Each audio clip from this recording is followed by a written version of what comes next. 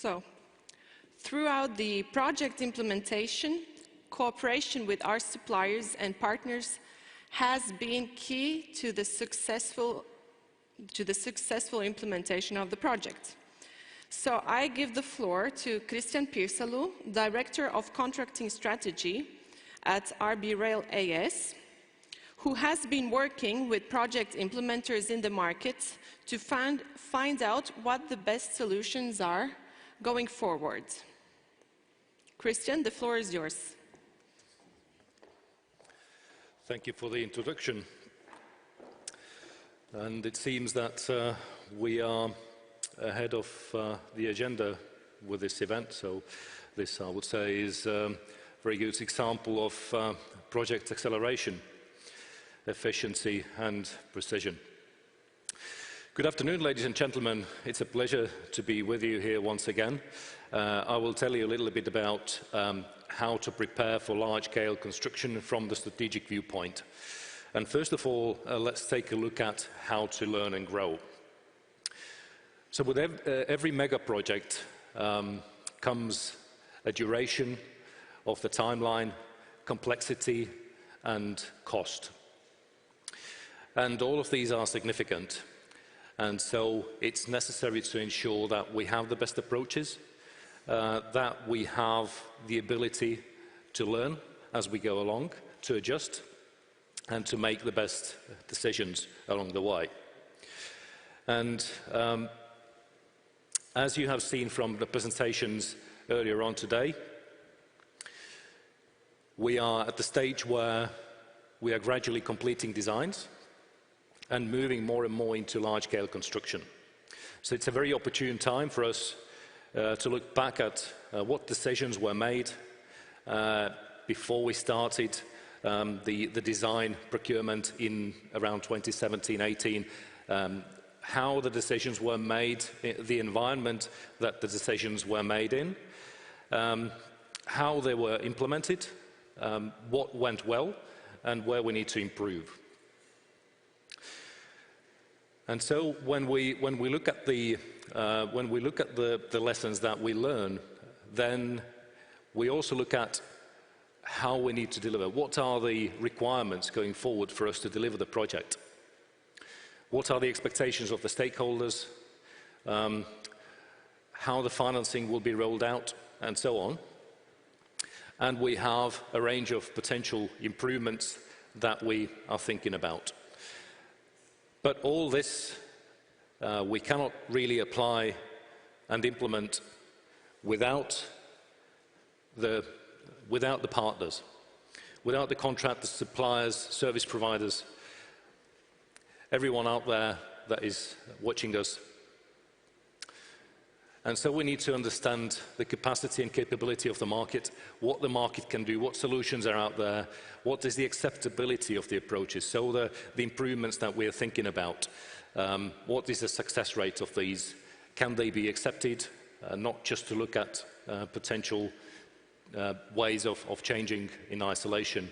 And also, whilst we are learning and growing throughout the project of Rail Baltica, also our market is learning and growing. So we are very much interested in how the market is learning and growing, what are the views, what are the proposals from the market, what issues the market sees, what are the better ways for us to move ahead, and how we should take the solutions that we're thinking of forward. And when we're looking at the environment which I mentioned earlier, that we were in several years ago, where we made the decisions, and we have had many challenges along the way, then the major challenges we've had that no one ever expected, and in such a short period of time, first of all, of course, the COVID crisis. We had a major crisis across the world that completely changed supply chains, the way companies operate, the way people work, and how people think, how companies think. This was followed by the aggression of Russia in Ukraine, a very unfortunate event,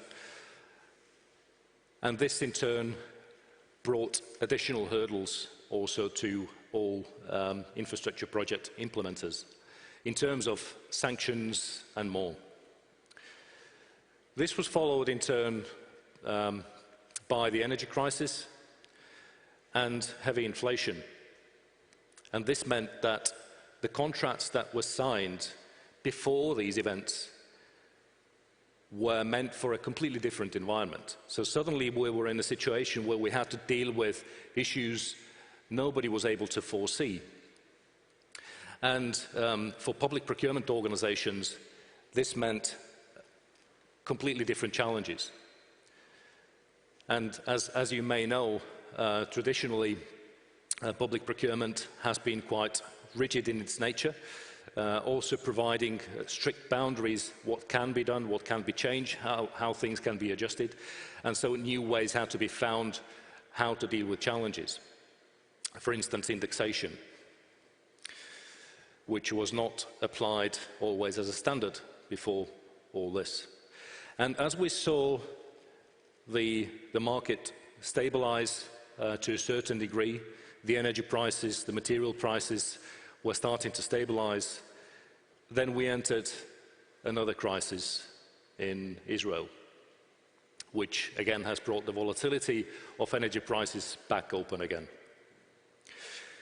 So with this, what we have established, we live in a completely new world today as compared to a few years ago, when, yes, we had some volatile times now and then, but thereafter we always had a period of stability. So now, even when we see certain stability on the market, we can no longer rely on the stability. So the stability that is there, we don't know if it's going to persist, if it's going to stay, or if suddenly things are going to change. So the reliance on stability is no longer there, and that means a completely different approach, completely different thinking. So the best in class, the winners, are the ones that can adjust to the circumstances, to the changes, can find solutions to the risks, the problems that occur, who can find new suppliers if some supply chains fall apart, or if some supply ceases completely, to find alternatives. That means close cooperation, of course, as well. So this means that we, as clients, contracting authorities, have to think differently. We have to get closer to the market when we are delivering the works that we need to deliver. This in turn means different approaches, which you've also seen earlier today presented, which may differ from what you have heard before and what you expected to see. And this is precisely the reason. And when we are discussing the market, we obviously hear the feedback as well of the market expecting us to be more closely involved in solving problems. So what we do at Rail Baltica, we look at the macroeconomic and microeconomic aspects as well, in addition to having discussions with the suppliers and having the statistics from our tenders. So we look at the market also more widely. And what we see is from the macroeconomic side across the environment that the project exists in, there is a high volatility in recent years in materials prices across the market. There is high degree of fluctuation in energy prices, and the variability of input costs is high. The number of variables itself has changed. So we may have had times when one or another material price, let's say, fluctuated, or there was some supply issue, so on and so forth. But now we see that more widely. So this means that the construction market is no longer functioning in the same way, according to this information that we see. And the environment for the construction market that it exists in has changed considerably. And when we look at the microeconomic view, and more particularly, what is the Rail Baltica market and how do these, all these factors impact Rail Baltica and our market. Then, in addition to undertaking procurement activities, getting feedback from our partners and so on, one of the key tools for us is direct interaction with our partners and our potential partners out there on the market. And this is how we establish, amongst other factors as well, how all these variables impact the success rate of the project and what we need to take into account. And I would like to thank all the suppliers that have already spoken to us and have given us significant input. This has been really valuable, and we hope this continues. So we see that the packaging of contracts is rather crucial as well to deliver the project on time. And as you have seen from earlier presentations today as well, some of the packages have been so to say, transformed from what was presented a year ago, 2 years ago. And this is precisely why we are evaluating the situation as we go on.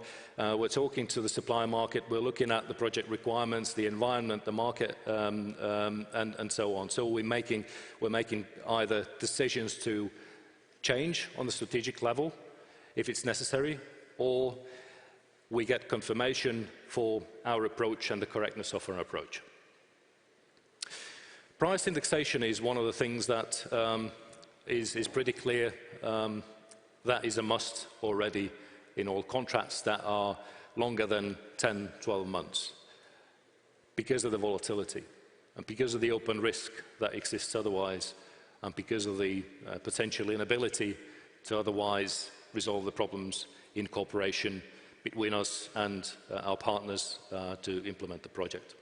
Closer cooperation, one of the things I mentioned already, is an expectation actually from both sides. So it's something that we expect from our market to come closer to us, to help us work out the problems that exist to better deliver. And it's also something that many of our potential partners and current partners expect from us. Then what else we learn from the discussions with our suppliers? Regarding technical requirements, one of the things we assess is the way that we currently do things, the way that we scope our requirements. Should we change anything? For instance, when we do detailed specifications describing the process, describing every step, is that the best way to do things, or should we describe more the output? So we leave more openness, more flexibility for the partners to apply the best technological solutions, to offer the best benefit according to the methods that they usually apply, and thereby also reducing the potential variations, claims, and so on, which is always a hurdle for any party. Then we look at risk management. This is also something that we have to deal with differently, and as you saw from earlier today, one of the proposals of engaging alliance contracts, then this is something where risks will be addressed completely differently. It will be a shared teamwork in terms of addressing risk. And this is one of the things where we see from feedback both within the project and from our supply market that there is expectation to help the implementation, to accelerate the implementation and problem solving by having common teams. And also something that the market has told us, that you out there have told us, is that you expect more support from the client in dealing with certain challenges, such as facilitating perhaps stakeholder discussions because of different levels of access that we may have to the stakeholders. And these are the things that we have to assess going forward, how best we do that. Now, some of the examples where we see really important benefit from the discussions that we're having with our market-based contractors, suppliers, the practical aspects of how we intend to implement, and these we have to take into account before we enter the packaging or establishing the procurement requirements and contractual requirements. For instance, winter working. So we may have an understanding that there are considerable challenges coming up because of winter working or the restrictions that it provides the contractors. But when we work together with the contractors, when we discuss with them, we discuss various different solutions, and we see that actually when we work closer together, when we really discuss the essence of these challenges, we can find ways around it, and it no longer becomes a problem. So this is one of the potential positive impacts to the project, is finding these ways how to work around these challenging times. Access availability as well, and locality of materials and logistics, these are sort of combined in a way.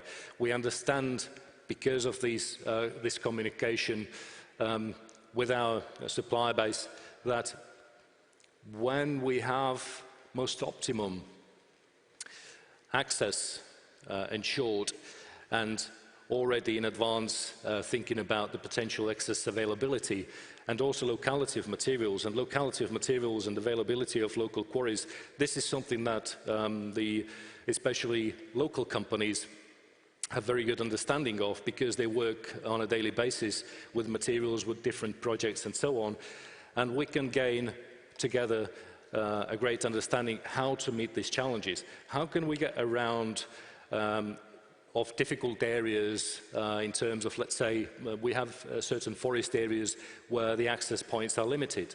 So what can we do? What additional access can we ensure in advance, and how we do that? What are the actions that we can do now that help us 2 years from now?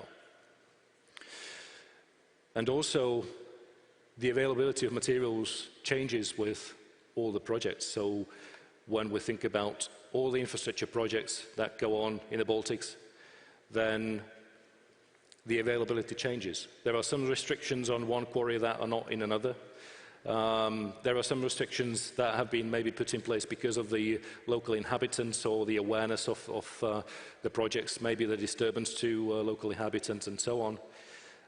And working together, we can understand these issues, and we can ensure that there is enough buffer, there are enough access routes to the sites, and enough access points to make sure that there is availability of materials, machinery, and people to make the project a success. Currently, we are also carrying out various discussions with the supplier market, and if there are any suppliers out there that would like to give us the input, we're more than happy to get that. So please do get in touch with us through the project website, or by email, or through LinkedIn, whichever is your preferred medium. One of the things that's important to address, a question that we get often, especially from international companies, is why would one want to come to the Baltics? Why would a company operating elsewhere want to come here? What is the continuity of business? And it's a completely understandable and justified question when we think about that before Rail Baltica, there has been no high-speed railway project in the Baltics.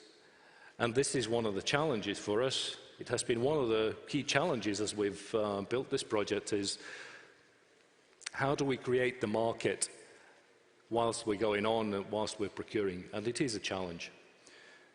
However, Rail Baltica is such a big project that throughout the project implementation itself, it provides the continuity, and it provides sufficient amount of work for any company wanting to come here. And in addition to that, when we talk about continuity, there are also many other incentives. There is an incentive of the current existing railways to be transferred to 1435. There are many incentives, many upcoming projects relating to the energy sector and Green Deal, for instance, and also other infrastructure projects and roadworks that are happening across the region, across Baltics. So there is reason to come, reason to participate, and we're very open to the suppliers, and we take into account the information and input that we receive into our consideration as well. So to summarize, what we need to do going forward and what we are doing is that we look at the project requirements, we look at the environment we are in, what we need to deliver, then we look at what the market can deliver, what the solutions are out there, what are the key issues and risks, and then we bring that all together into the packaging, into both strategic and tactical decisions, even in situations or cases where we're not drastically changing the packaging in terms of the types of sections and the types of contract. Then the question is how we package it within the contract, what are the indexation mechanisms that we need to apply, because there is no one solution fits all. What kind of pricing and payment models there are, how frequent the payments need to be, what are the advance payments, and so on. So all these solutions will come together looking at all this information in a bigger picture. And with that, full steam ahead. So thank you from me.